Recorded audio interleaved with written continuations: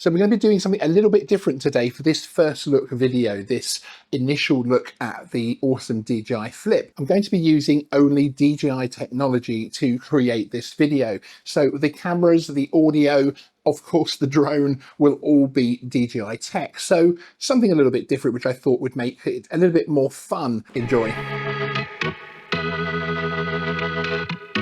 Welcome to this first look of the DJI Flip here on Geeksvana. This video is brought to you in partnership with DJI Hasselblad UK. There's a link in the description to all the DJI Flip packs available from DJI Hasselblad UK. Now it is an affiliate link, but as per usual with DJI videos here on Geeksvana, all of the affiliate commission is actually donated to charity, of which our channel members get to choose who gets the money, which is pretty cool. Also in the description, you will find a link to our second channel, Geekier, and on that channel we're going to be putting a lot more deeper dive videos on the DJI Flip. So do go across and subscribe there to find more how-to videos and a little bit more deeper dives in terms of the specs, etc., and the features of this particular drone. Today we're going to be taking a first look and giving you my first impressions, having flown the drone now for a little while.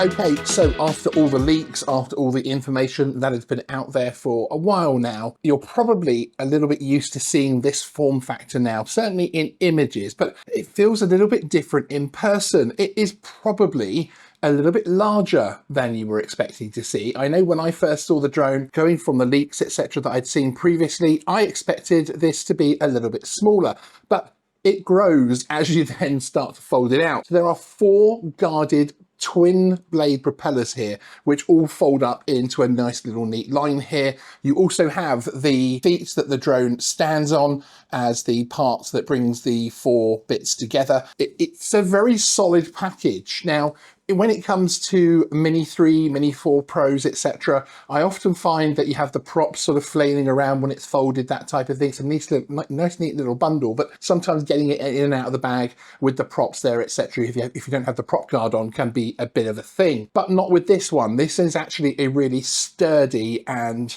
it just feels like a very secure folded drone. So you have a simple guard here on the camera, which you obviously pop off in the normal way, which will disclose the 3D time of flight sensor. So not quite the same as a LiDAR sensor, but this has a 60-degree field of view, and I have found it to handle things pretty well in terms of avoiding obstacles so far. So you simply fold out the 4 propeller guards here, and then, of course, the drone itself actually comes into life. So it actually turns on as you unfold those props. So you can see from a form factor, it's something pretty new for us folding DJI Mavic flyers, from the point of view that the DJI Flip has no arms and the prop guards are directly attached onto the body of the drone itself. So you end up with a very unusual looking, a very different style of form factor. Across the front dark screen sensor here,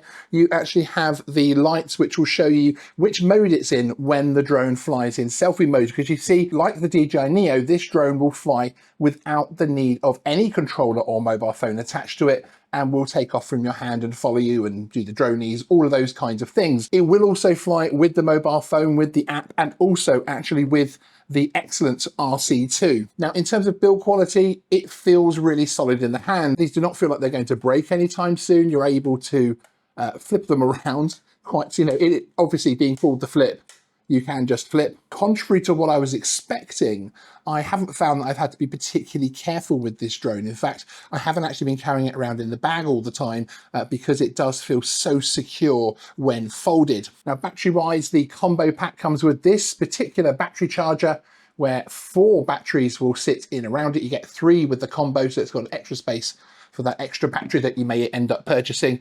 And they are small little batteries which fit towards the rear of the body of the drone. These batteries give the DJI Flip a claimed battery time of around 31 minutes. I have found, having been flown this in various different conditions in what has been a fairly cold UK winter, I have found the batteries have certainly been getting mid-20s. Having flown the DJI mini drones a lot, you obviously get used to a sense of flight time, a sense of how long the drone has been out there. And when I bring this drone drone back at a time that I would normally bring the mini drone back, I am noticing that the battery is more depleted, discharged on the Flip than I would normally expect to see with the Mini 3 or the Mini 4 especially. In terms of what actually gives the DJI Flip that unusual look, you have these circular plastic prop guards, which then have the black spokes really from the point of view of actually covering the props. Now this does help from the point of view of things like wind resistance. In terms of the combo bundle itself, this one comes with the RC2.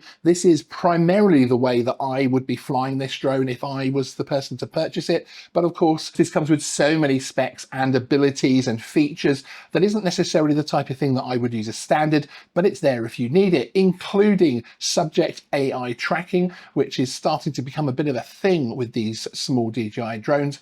And there's even a beautification setting for if you're out vlogging, etc., to give you that extra sparkle. And hey, I don't need that now, do I? In terms of my experience actually flying the drone, I have to say that it's been a pleasure. I wasn't really sure, as I think many people are very confused as to what this particular form factor with the very close prop guards actually attached to the body with no arms on there at all. I think a lot of people were quite rightly skeptical in terms of the leaks, etc., as to how well this would fly. I have to say, it flies really, really well, and I've been using it a lot more than I thought I would. It's actually in the bag along with the Mini 4 Pro. A lot of the times I'm picking it out instead of the Mini 4 Pro for a lot of jobs, because again, or a lot of flights rather, it's actually so quiet. It's very safe to fly. It's not intimidating. I mean, the Mini 4 still isn't intimidating, but to have those props covered like this so well, it really doesn't look like anything offensive when it's flying near or around people. In combination with the RC2, which is the main way I've been flying it, I have used the automation buttons, etc. But the way that I personally fly this drone is with the RC2. It's a really capable drone, it has to be said. Now, do keep an eye out on our second channel, Geekier. There's a link in the description to that, because there will be some videos coming very soon in terms of deeper dives on the automation on this side of this drone, but also in terms of other flight characteristics and other automations that you can operate from the RC2 as well. So there'll be a lot more breakdown videos of that type over on that new second channel. Now, in terms of noise, this little drone actually kicks off a little bit of noise. It actually reminds me of the DJI Mavic Air, the original Mavic Air, in terms of having that almost hornety sound, but without even remotely the same amount of actual decibels. The volume itself is much, much lower. Now, in terms of when that noise starts to disappear when you're out flying with the RC2 controller, let's take a look, shall we? Okay, it's flying up past, still hear it at about 15 meters. And there she goes up to about 30 meters, nice and quickly. That's about when I can no longer hear it, but obviously suppose somebody with better hearing, perhaps in a quieter location, could. But in terms of actually noticing the drone up at 30 meters, it's certainly now very, very quiet, if giving off any noise at all. Now, in terms of hovering right next to my head, there aren't many drones that I would allow to do that, perhaps the Neo as well, but for a larger 250 gram drone like this, it shows that the guards are obviously doing their job as it falls away from my hand there, and certainly I don't feel intimidated here.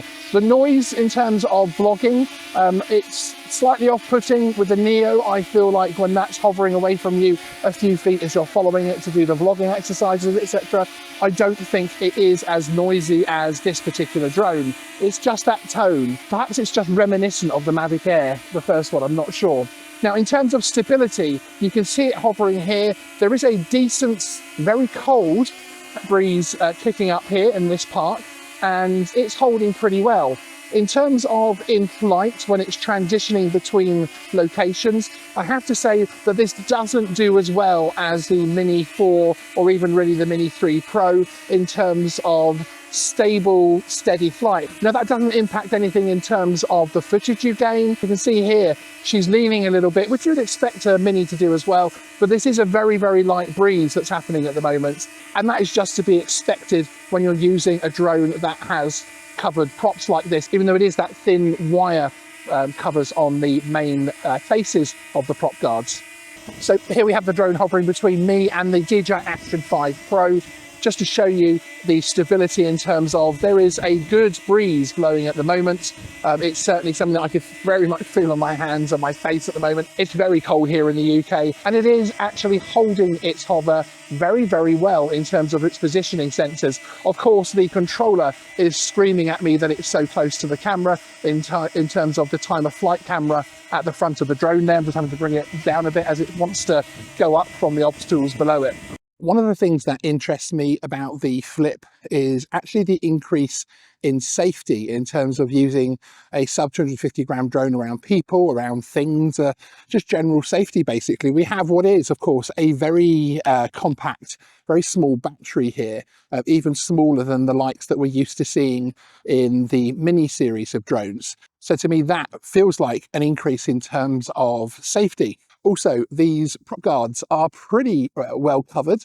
You can still stick a finger in there should you really want to, but of course they are covered. Now, the advantage in terms of these wires is that it's not large, flat plastic blades in similar to the DJI Neo, which actually I have here, which although the Neo is still a good little starter drone, the prop guards were actually taking up quite a lot of space in terms of covering the props.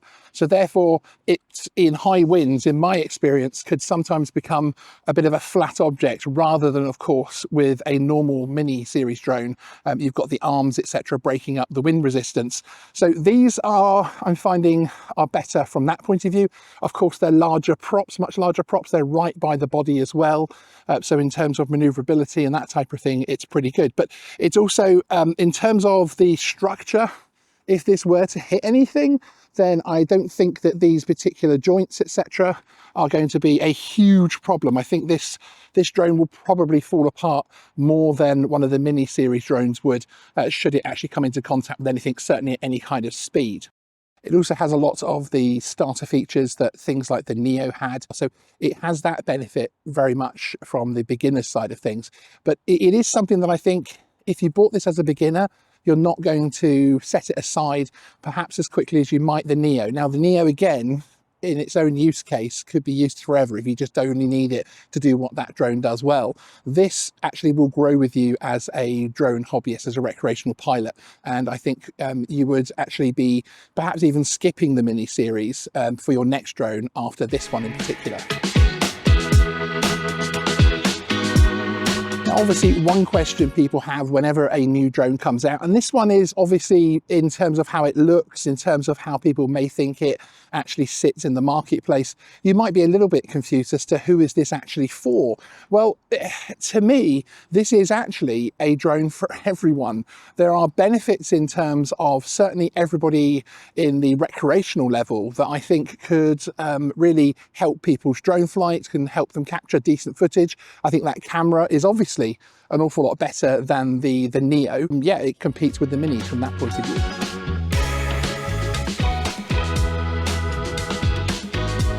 Now, in terms of obstacle avoidance, I found this drone to be actually pretty clever, fairly intuitive. The algorithm's now getting complicated enough that it kind of starts to understand where things are, and when you're pushing the sticks, it starts to come to a gentle stop rather than necessarily stopping like a brick wall all the time, or perhaps behaving erratically, which is fantastic from the point of view if you are navigating, if you're flying indoors, if you are navigating around things, if you're using this in terms of a vlogging backup or B-roll at head height, then it's good for that. There's obviously the time of flight sensor there at the front.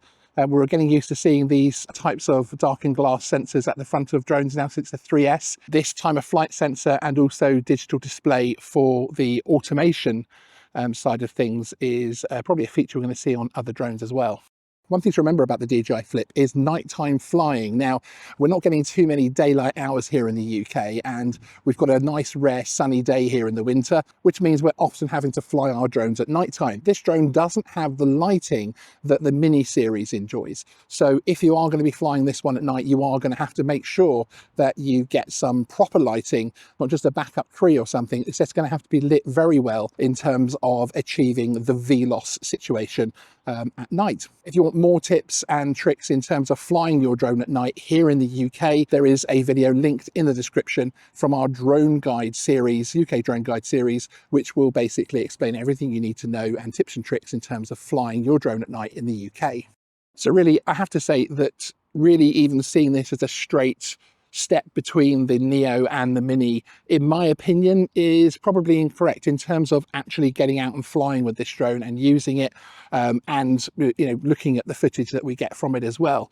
I think it's actually something which has a little bit more to offer than just being a step between. And as I was saying before, I do actually think that this could be an all-round drone for people in the UK. This could be, look out for my medium range test video on this one in a month or so over on the second channel, because this could end up being my choice for the best drone for the UK skies in terms of all the regulations, in terms of the safety, in terms of the usability and the functionality of this drone. This could well end up beating the Mini series in terms of my recommendation for sub 250 gram drones, especially here in the UK with the wonderful drone regulations that we have to contend with. So what does this drone mean in terms of the next DJI Mini drone, which would be the Mini 5 or Mini 5 Pro? Well, it's going to be interesting because, of course, this particular drone is foldable. It has a decent camera. It has an okay flight time, and it is really ticking a lot of the boxes in terms of why someone might buy a DJI Mini drone. Now, there are obviously features that the Mini 4 Pro offers that are above this, particularly in terms of the camera options, etc. But this is starting to really compete with that. That makes me think that the next DJI Mini is going to be something pretty special and perhaps have a few tricks and treats that are new and innovative. But again, you would possibly expect that in terms of the market leader for small drones. One of the interesting things about flying the Flip that has come out of my experience is actually the VLOS side of things. Now, because you have these grey circular prop guards, matching obviously light grey as well, matching the colour of the drone, even on a fairly, this is a sunny, cloudy, grey, bluey UK winter sky, and you can actually see this drone as it's going up fairly high, to be fair. So the VLOS on this is actually, I think, slightly better, actually a chunk better than the Mini series, which of course with the thin arms, those arms tend to disappear very, very quickly. It does actually look a little bit strange because it looks like it's actually hovering, because of course you can't see the props moving inside, so it gives off a little bit of an unusual look in the sky from that point of view as well. So in terms of my overall thoughts and impressions of this drone, in terms of what I think of it, now when you look at the pricing, when you look at where this drone sits in terms of the drone marketplace against other competitors, you might be tempted to place this between the DJI Neo and the Mini series drones, but I think this is actually something very different. Now, here in the UK and of course in the EU, you have got some particular benefits with flying sub 250 gram drones. On top of that, you also factor in the fact that the propellers have guards on them, and of course that it feels and actually looks quite a small drone in the sky. It's not very intimidating. In terms of the camera and the sensor more particularly, it's fairly impressive in terms of this class of drone. We've got a 1/1.3 CMOS sensor delivering 4K 60 HDR footage. That's fairly impressive for a small drone at this price range. Now, more in terms of these guards that actually feature a carbon fiber support structure, which is pretty incredible. Now, that means that, of course, it is lighter than the more traditional materials that you may find. You're also able to record in full 2.7K shooting in vertical mode, which is pretty incredible. And of course, there is 10-bit D-Log-M available on the normal footage as well. So to me, this is a drone that you cannot just simply say sits between the Neo and the Mini series. It works just as well for beginners as it does really for more advanced drone users. It really depends what you need in terms of camera. If this camera is delivering the right kind of footage for you at 4K 60 HDR being its peak performance, then this could well be the drone for you. Certainly, this will be an easier drone to fly in and around people, in and around congested areas here in the UK, etc., with minimal certification. So as I said before, this is just our first thoughts on this fun little drone, which is kind of the cross between fun and serious, really, with that fantastic sensor on here. So if you want more details, if you want deeper dives, how-tos, especially things like the subject AI tracking, which is pretty special on this drone, then head over to the Geekier channel, which is linked in the description, to see those videos. Thank you for joining us today. Sean out.